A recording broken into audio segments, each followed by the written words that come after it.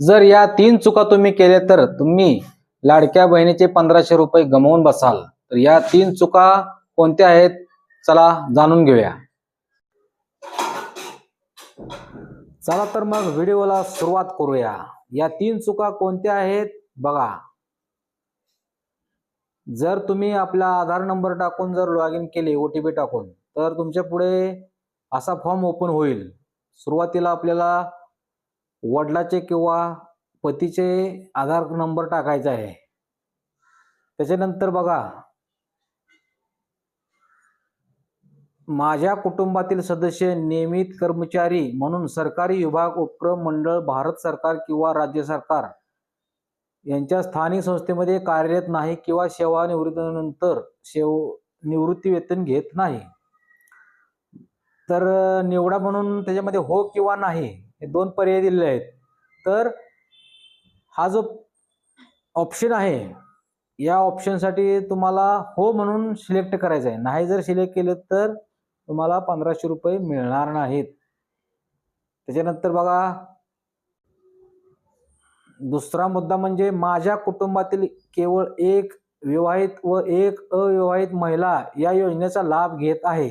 याला पण तुम्हाला काय करायचं आहे, हो म्हणून सिलेक्ट करायचं आहे बघा।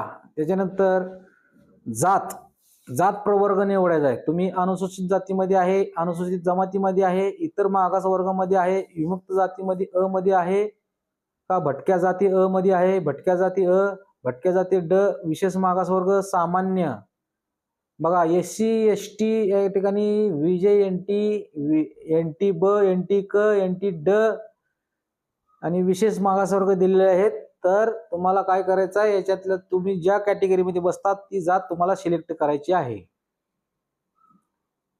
आणि बघा, हे 2 पर्याय कुठले आहेत, तर हो किंवा नाही। तुम्हाला सगळे पर्याय तुम्हाला हो म्हणून सिलेक्ट करायचे आहेत।